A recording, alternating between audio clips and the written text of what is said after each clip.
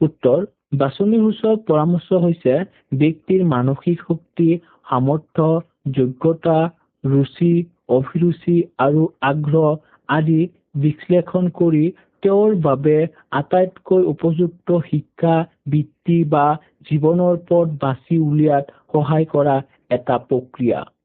নমস্কাৰ মৰমৰ ছাত্ৰ-ছাত্ৰীসকল, আজি BA 4th চেমিষ্টাৰৰ এডুকেশ্যন মেজৰ যিটো থাৰ্ড পেপাৰ আছে গাইডেন্স এণ্ড কাউন্সিলিং তাৰ দ্বিতীয় অধ্যয়নৰ যিবোৰ দীঘল প্ৰশ্ন আছে সেই সকলোবোৰ প্ৰশ্ন এইটো ভিডিঅ'ত আমি আলোচনা কৰিম। তোমালোকে ভিডিঅ'টো শেষলৈ চাবা। কুৱেশ্যন নম্বৰ 1, পৰামৰ্শ দানৰ উদ্দেশ্য সম্পৰ্কে লিখা। উত্তৰ, পৰামৰ্শ দানৰ উদ্দেশ্যসমূহ হৈছে নম্বৰ 1, শৈক্ষিক আৰু বিত্তীয় পৰিকল্পনা কৰাত সহায় কৰা। নম্বৰ 2, ব্যক্তিৰ সিদ্ধান্ত গ্ৰহণ ক্ষমতাৰ বিকাশ সাধন কৰা। নম্বৰ 3, আজৰি সময় উপযুক্ত সদ্ব্যৱহাৰ কৰাত সহায় কৰা। নম্বৰ 4, সমস্যা সমাধানৰ বাবে কাৰ্যকৰী পৰিকল্পনা গ্ৰহণ কৰাত ব্যক্তিক সহায় কৰা। নম্বৰ 5, জীৱনত শুদ্ধ আৰু সুস্থিৰ সিদ্ধান্ত গ্ৰহণৰ বাবে সিদ্ধান্ত গ্ৰহণৰ কৌশলৰ বিকাশ সাধন কৰা। নেক্সট কুৱেশ্যন নম্বৰ 2, পৰামৰ্শ দানৰ পৰিসৰৰ বিষয়ে লিখা। উত্তৰ, নম্বৰ 1, ব্যক্তিগত পৰামৰ্শ দান ব্যক্তিৰ আৱেগিক সমস্যা, মানসিক চাপ আৰু ব্যক্তিগত আচৰণৰ সংশোধনৰ বাবে এই পৰামৰ্শ দিয়া হয়।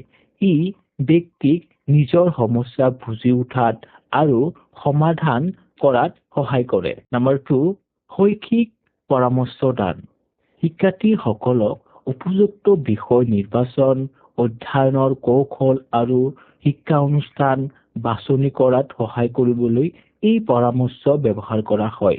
নম্বৰ 3, বৃত্তিগত পৰামৰ্শ দান এজন ব্যক্তিক তেওঁৰ দক্ষতা আৰু আগ্ৰহ অনুযায়ী সঠিক কেৰিয়াৰ বা বৃত্তি নিৰ্বাচন কৰাত ই সহায় কৰে।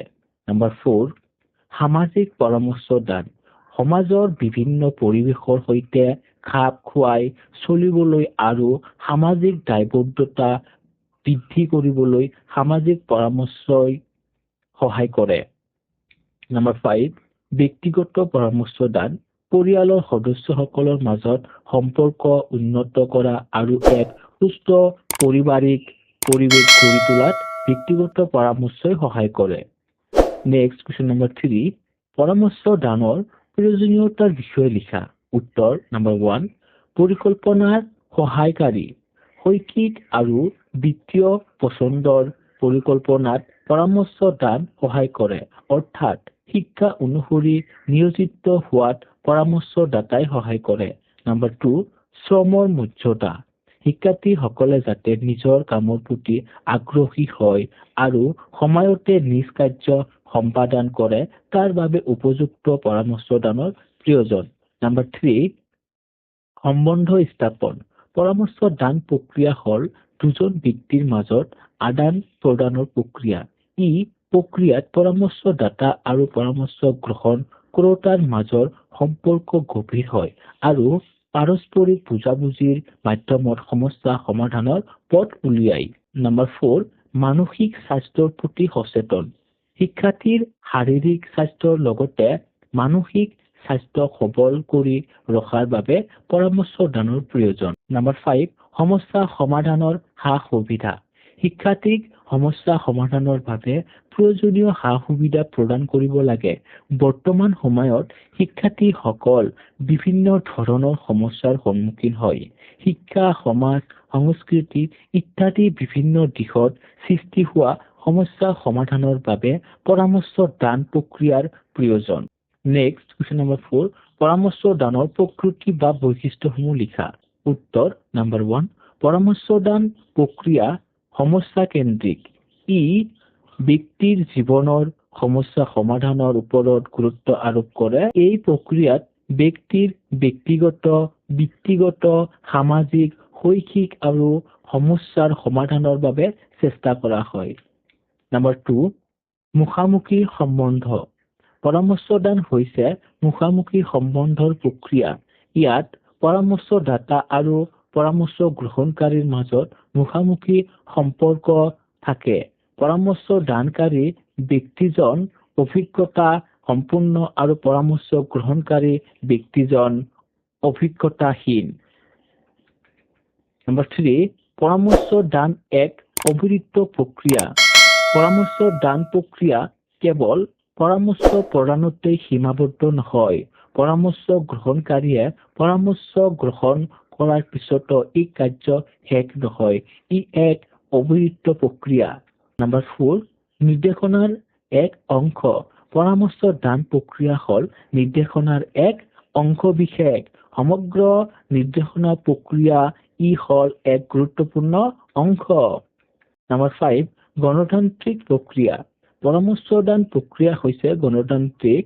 পৰামৰ্শ দান প্ৰক্ৰিয়াত জাতি, ধৰ্ম, বৰ্ণ, ভাষা নিৰ্বিশেষে সকলো ব্যক্তিকে অন্তৰ্ভুক্ত কৰা হয়। নেক্সট কুৱেশ্যন নম্বৰ 5, পৰামৰ্শ দানৰ নীতিবোৰ লিখা। উত্তৰ নম্বৰ 1, সহযোগিতাৰ নীতি। পৰামৰ্শ দান কাৰ্য সহযোগিতাৰ নীতিৰ ওপৰত প্ৰতিষ্ঠিত হ'ব লাগে। ব্যক্তিক পৰামৰ্শ দানৰ ক্ষেত্ৰত পৰামৰ্শদাতা আৰু পৰামৰ্শ গ্ৰহণ কৰোতাৰ মাজত পাৰস্পৰিক সহযোগিতা থকাটো অতিশয় প্ৰয়োজনীয়। নম্বৰ 2, ব্যক্তিগত প্ৰয়োজনীয়তাৰ নীতি। পৰামৰ্শ দান কাৰ্য ব্যক্তিগত প্ৰয়োজন পূৰণৰ নীতিৰ ওপৰত প্ৰতিষ্ঠিত হ'ব লাগে। পৰামৰ্শ দান কাৰ্যই ব্যক্তিৰ ব্যক্তিগত প্ৰয়োজন পূৰণৰ ওপৰত গুৰুত্ব দিব লাগে। নম্বৰ 3, ধাৰাবাহিকতাৰ নীতি। পৰামৰ্শ দান হৈছে এক অবিৰত প্ৰক্ৰিয়া। জীৱনৰ বিভিন্ন সময় ব্যক্তিয়ে সন্মুখীন হোৱা সমস্যা সমাধান কৰাত সম্পূৰ্ণ প্ৰক্ৰিয়াটোত পৰামৰ্শ দান কাৰ্য চলি থাকে। নম্বৰ 4, সিদ্ধান্ত গ্ৰহণৰ নীতি। পৰামৰ্শ দান কাৰ্যৰ মূল উদ্দেশ্য হৈছে ব্যক্তিৰ সিদ্ধান্ত গ্ৰহণ ক্ষমতাৰ বিকাশ সাধন কৰা। পৰামৰ্শ দান কাৰ্যত ব্যক্তিয়ে সন্মুখীন হোৱা বিভিন্ন ধৰণৰ সমস্যা সমাধানৰ বাবে ব্যক্তিক সক্ষম কৰি তোলাৰ ওপৰত গুৰুত্ব দিয়া হয়। নম্বৰ 5, মুক্ততাৰ নীতি। পৰামৰ্শ দান প্ৰক্ৰিয়া মুক্ততাৰ নীতিৰ ওপৰত প্ৰতিষ্ঠিত হ'ব লাগে। এই নীতি অনুসৰি পৰামৰ্শ গ্ৰহণকাৰীয়ে কোনো কথা গোপনে প্ৰদান কৰিব লাগে। নেক্সট কুৱেশ্যন নম্বৰ 6, অপ্ৰত্যক্ষ পৰামৰ্শ দান কি? ইয়াৰ সুবিধা আৰু অসুবিধাৰ সম্পৰ্কে লিখা।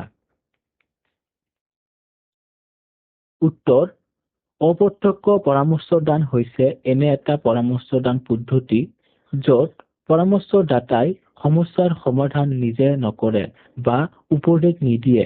ইয়াৰ সলনি তেওঁ পৰামৰ্শ গ্ৰহণকাৰীক নিজে চিন্তা কৰি নিজৰ সমস্যাৰ সমাধান উলিয়াবলৈ সহায় কৰে। ইয়াৰ সুবিধাসমূহ হ'ল, নম্বৰ 1, অপ্ৰত্যক্ষ পৰামৰ্শ দানে ব্যক্তিক সমাযোজন স্থাপন কৰাত সহায় কৰে। নম্বৰ 2, অপ্ৰত্যক্ষ পৰামৰ্শ দানত পৰিশ্ৰমী আৰু কঠিন অভিজ্ঞতাৰ প্ৰয়োজন নহয়। নম্বৰ 3, এই প্ৰকাৰ পৰামৰ্শ দানৰ প্ৰভাৱ বহু দিনলৈ থাকে। নম্বৰ 4, এই প্ৰকাৰ পৰামৰ্শ দানে পৰামৰ্শ গ্ৰহণকাৰীৰ সমস্যা সমাধান ক্ষমতাৰ বিকাশ সাধন কৰে। নম্বৰ 5, এই প্ৰকাৰ পৰামৰ্শ দানে ব্যক্তিক আত্মপ্ৰকাশৰ স্বাধীনতা প্ৰদান কৰে। নেক্সট, ইয়াৰ অসুবিধাসমূহ হ'ল, নম্বৰ 1, অপ্ৰত্যক্ষ পৰামৰ্শ দান প্ৰক্ৰিয়া এক সময় খৰচী প্ৰক্ৰিয়া। নম্বৰ 2, এই প্ৰক্ৰিয়াৰ পৰামৰ্শ দানত দীঘলীয়া সময়ৰ প্ৰয়োজন হয়। নম্বৰ 3, পৰামৰ্শ দানৰ বাবে উপযুক্ত পৰিৱেশ সকলো সময়ত পোৱা নাযায়। নম্বৰ 4, এনে পৰামৰ্শ দান প্ৰক্ৰিয়া সকলো ধৰণৰ আৰু সকলো বয়সৰ ব্যক্তিৰ বাবে উপযোগী নহয়।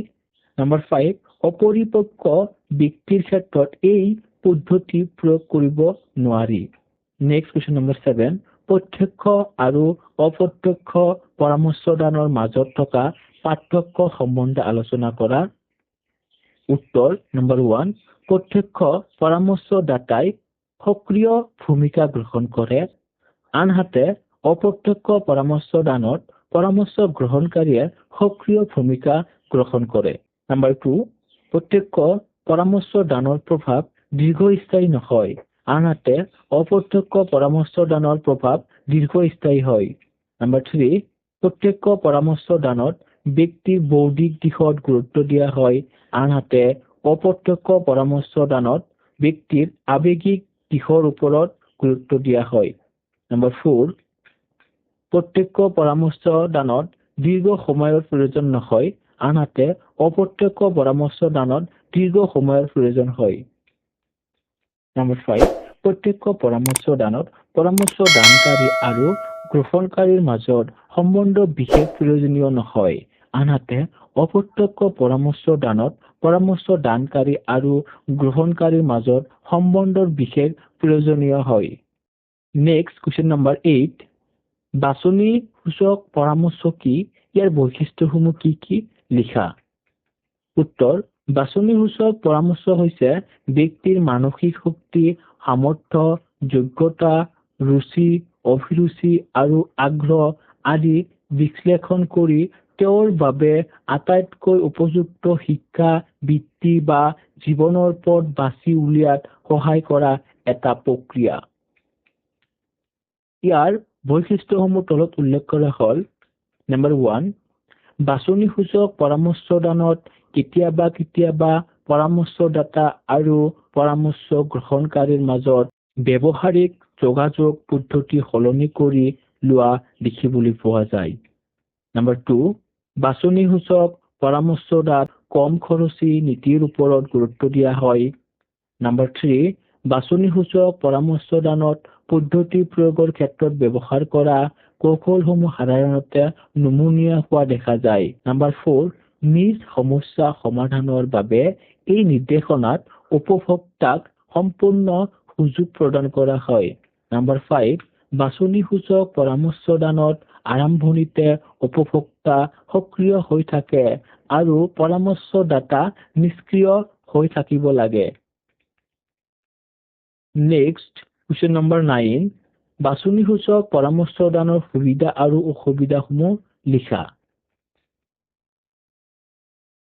উত্তৰ, ইয়াৰ সুবিধাসমূহ হ'ল। নাম্বাৰ 1, বাছনি সূচক পৰামৰ্শদানত পৰামৰ্শদাতা আৰু পৰামৰ্শ গ্ৰহণ কৰোতা উভয় সক্ৰিয় হৈ থাকে। নাম্বাৰ 2, প্ৰায়োগিক দিশৰ পৰা এই পৰামৰ্শ দান কাৰ্য অতি মূল্যৱান। নাম্বাৰ 3, বাছনি সূচক পৰামৰ্শ দান কাৰ্য বিষাদমূলক আৰু প্ৰতিষেধকমূলক। নাম্বাৰ 4, বাছনি সূচক পৰামৰ্শ দান ক্ৰিয়াৰ মিতব্যয়ী। নাম্বাৰ 5, এই পৰামৰ্শ দান কাৰ্য উপভোক্তাৰ চাহিদা আৰু পৰিস্থিতি অনুসৰি নমনীয় প্ৰকৃতিৰ। ইয়াৰ অসুবিধাসমূহ হ'ল। নাম্বাৰ 1, বাছনি সূচক পৰামৰ্শ দানৰ শিক্ষাৰ্থীসকলে নিজ আগ্ৰহ অনুভূতি অনুসৰি ভুল বিষয় বা পেছা বাছনি কৰিব পাৰে। নাম্বাৰ 2, এই পৰামৰ্শ দানত সঠিক বাছনি কৰিবলৈ পৰীক্ষা, সাক্ষাৎ আদি কৰোঁতে অধিক সময় আৰু ধন ব্যয় হয়। নাম্বাৰ 3, এই পৰামৰ্শ দানত সময়ৰ সৈতে আগ্ৰহ বা লক্ষ্য সলনি হলে আগতে লোৱা সিদ্ধান্ত অসুবিধাজনক হৈ পৰে। নাম্বাৰ 4, এই পৰামৰ্শ দানত দক্ষ আৰু অভিজ্ঞ পৰামৰ্শদাতা নাথাকিলে ভুল দিক নিৰ্দেশনা হ'ব পাৰে। নাম্বাৰ 5, বাছনি সূচক পৰামৰ্শ দানত সকলো বিষয় বা পেছা সম্পৰ্কে সম্পূৰ্ণ তথ্য নাথাকিলে সঠিক সিদ্ধান্ত ল'ব নোৱাৰে। নেক্সট কোয়েশ্চন নাম্বাৰ 10, নিৰ্দেশনা আৰু পৰামৰ্শ দানৰ মাজত থকা পাৰ্থক্য সম্বন্ধৰ বিষয়ে আলোচনা কৰা। উত্তৰ, নাম্বাৰ 1, নিৰ্দেশনাৰ পৰিসৰ পৰামৰ্শ দান প্ৰক্ৰিয়াতকৈ বহল, আনহাতে পৰামৰ্শ দান প্ৰক্ৰিয়াক নিৰ্দেশনাৰ এটা অংশ হিচাপে বিবেচনা কৰা হয়। নাম্বাৰ 2, নিৰ্দেশনাৰ ভিত্তি হৈছে গণতান্ত্ৰিক, আনহাতে পৰামৰ্শ দান মূলতঃ চিকিৎসা কেন্দ্ৰিক। নাম্বাৰ 3, নিৰ্দেশনা তথ্য কেন্দ্ৰিক, আনহাতে পৰামৰ্শ দান সমাযোজন কেন্দ্ৰিক। নাম্বাৰ 4, নিৰ্দেশনা হৈছে এক সামগ্ৰিক ক্ৰিয়া, আনহাতে পৰামৰ্শ দান হৈছে নিৰ্দেশনাৰ এক এৰাব নোৱাৰা অংশ। নাম্বাৰ 5, নিৰ্দেশনাত পৰামৰ্শ দানকাৰীয়ে মুখ্য ভূমিকা গ্ৰহণ কৰে, আনহাতে পৰামৰ্শ দানত পৰামৰ্শ গ্ৰহণকাৰীয়ে মুখ্য ভূমিকা পালন কৰে। নাম্বাৰ 6, নিৰ্দেশনা সকলো ব্যক্তিৰ বাবে প্ৰয়োজন হয়, আনহাতে পৰামৰ্শ দান প্ৰয়োজন বা চাহিদা ভিত্তিক ব্যক্তিৰ প্ৰয়োজন অনুসৰি পৰামৰ্শ প্ৰদান কৰা হয়। নাম্বাৰ 7, নিৰ্দেশনাত শিক্ষা, বৃত্তি, ব্যক্তিগত আৰু অন্যান্য সমস্যাৰ লগত জড়িত, আনহাতে পৰামৰ্শ দান প্ৰধানকৈ মানসিক স্বাস্থ্য আৰু আৱেগিক সমস্যাৰ লগত জড়িত। নেক্সট কুৱেশ্যন নম্বৰ 11, প্ৰত্যক্ষ পৰামৰ্শ দানৰ বৈশিষ্ট্যসমূহ লিখা। উত্তৰ নাম্বাৰ 1, প্ৰত্যক্ষ পৰামৰ্শ দানত পৰামৰ্শদাতাই গুৰুত্বপূৰ্ণ ভূমিকা গ্ৰহণ কৰে। নাম্বাৰ 2, এই প্ৰকাৰ পৰামৰ্শ দানত সমস্যাক্ৰান্ত ব্যক্তিজনতকৈ সমস্যাটোৰ ওপৰত অধিক গুৰুত্ব প্ৰদান কৰা হয়। নাম্বাৰ 3, প্ৰত্যক্ষ পৰামৰ্শ দানত সমস্যা সমাধানৰ দায়িত্ব পৰামৰ্শ দানকাৰীয়ে গ্ৰহণ কৰিব লাগে। নাম্বাৰ 4, এই প্ৰকাৰ পৰামৰ্শ দানত ব্যক্তিত্বৰ দিশটোতকৈ বৌদ্ধিক দিশটোৰ প্ৰতি অধিক গুৰুত্ব প্ৰদান কৰা হয়। নাম্বাৰ 5, পৰামৰ্শদাতাই পৰামৰ্শ গ্ৰহণকাৰীক প্ৰত্যক্ষভাৱে উপদেশ, ব্যাখ্যা আদি আগবঢ়ায়। নেক্সট কুৱেশ্যন নম্বৰ 12, প্ৰত্যক্ষ পৰামৰ্শ দান কি? ইয়াৰ সুবিধা আৰু অসুবিধাসমূহ উল্লেখ কৰা। উত্তৰ, যি পৰামৰ্শ দান প্ৰক্ৰিয়াত পৰামৰ্শ দানকাৰীৰ ভূমিকা পৰামৰ্শ গ্ৰহণকাৰীতকৈ বেছি থাকে, তাক প্ৰত্যক্ষ পৰামৰ্শ দান বুলি কোৱা হয়। ইয়াৰ সুবিধাসমূহ হ'ল, নম্বৰ 1, প্ৰত্যক্ষ পৰামৰ্শ প্ৰদানৰ বাবে অধিক সময়ৰ প্ৰয়োজন হয়। নম্বৰ 2, এই প্ৰকাৰ পৰামৰ্শ দানত সমস্যাৰ প্ৰতিহে মনোযোগ দিয়া হয়, ব্যক্তিজনৰ প্ৰতি নহয়। নম্বৰ 3, প্ৰত্যক্ষ পৰামৰ্শ দানে সমস্যাৰ সমাধান কৰাত সমস্যা গ্ৰহণকাৰীক আনন্দ প্ৰদান কৰে। নম্বৰ 4, এই প্ৰকাৰ পৰামৰ্শ দানত আৱেগিক দিশতকৈ বৌদ্ধিক দিশৰ ওপৰত অধিক গুৰুত্ব প্ৰদান কৰা হয়। ইয়াৰ অসুবিধাসমূহ হ'ল, প্ৰত্যক্ষ পৰামৰ্শ গ্ৰহণকাৰীয়ে সদায় পৰামৰ্শদাতাৰ ওপৰত নিৰ্ভৰশীল হৈ পৰে। নম্বৰ 2, অতিমাত্ৰা পৰনিৰ্ভৰশীলতাৰ বাবে প্ৰাথমিক অৱস্থাৰ পৰাই নিজস্ব চিন্তা যুক্তিৰ বিকাশত বাধাগ্ৰস্ত হয়। নম্বৰ 3, প্ৰত্যক্ষ পৰামৰ্শ দান প্ৰক্ৰিয়াই ভৱিষ্যত পৰামৰ্শ গ্ৰহণকাৰীয়ে কোনো ভুল বা সমস্যা সৃষ্টি নকৰে বুলি নিশ্চয়তা প্ৰদান কৰিব নোৱাৰে। নম্বৰ 4, প্ৰত্যক্ষ পৰামৰ্শ দানত আৱেগিক সমস্যাসমূহৰ সমাধানৰ ক্ষেত্ৰত এই পদ্ধতি বিশেষ সহায়কাৰী নহয়। নম্বৰ 5, প্ৰত্যক্ষ পৰামৰ্শ দানত পৰামৰ্শ গ্ৰহণকাৰী ব্যক্তিক অগণতান্ত্ৰিক, পৰনিৰ্ভৰশীল, অসহায় ব্যক্তি কৰি তোলে। নেক্সট কুৱেশ্যন নম্বৰ 13, অপ্ৰত্যক্ষ পৰামৰ্শ দানৰ বৈশিষ্ট্যসমূহ লিখা। উত্তৰ নম্বৰ 1, অপ্ৰত্যক্ষ পৰামৰ্শ দানত পৰামৰ্শ দানকাৰীৰ ভূমিকা তুলনামূলকভাৱে কম সক্ৰিয়। নম্বৰ 2, এই প্ৰকাৰ পৰামৰ্শ দানত পৰামৰ্শ গ্ৰহণকাৰীয়ে মুক্তভাৱে আত্মপ্ৰকাশ কৰিব পাৰে। নম্বৰ 3, এই প্ৰক্ৰিয়াত পৰামৰ্শদাতাই কেৱল নিৰ্দেশনাহে প্ৰদান কৰে। নম্বৰ 4, অপ্ৰত্যক্ষ পৰামৰ্শ দান প্ৰক্ৰিয়া দীৰ্ঘ সময়কালীন হ'লেও ব্যক্তিৰ জীৱনৰ বাবে উপযোগী। নম্বৰ 5, অপ্ৰত্যক্ষ পৰামৰ্শ দান প্ৰক্ৰিয়া সৃষ্টিশীলতা আৰু প্ৰগতিৰ নীতিৰ ওপৰত প্ৰতিষ্ঠিত। নমস্কাৰ মৰমৰ ছাত্ৰ-ছাত্ৰীসকল, এইখিনি আছিল আমাৰ দ্বিতীয় চেপ্টাৰৰ দীঘল প্ৰশ্নৰ উত্তৰ। যিসকলে এতিয়ালৈ দ্বিতীয় চেপ্টাৰৰ চমু প্ৰশ্নৰ উত্তৰ চোৱা নাই, তোমালোকে এইটো ভিডিঅ'ৰ ডিছক্ৰিপশ্যনত লিংকটো দিয়া আছে, তোমালোকে গৈ দ্বিতীয় চেপ্টাৰৰ যিবোৰ চমু প্ৰশ্নৰ উত্তৰ আছে তোমালোকে চাই ল'ব পাৰা। নেক্সট ভিডিঅ' চেপ্টাৰ 3 আহি আছে, তোমালোকে তাৰ বাবে আমাৰ চেনেলটো ছাবস্ক্ৰাইব কৰি ৰাখিবা।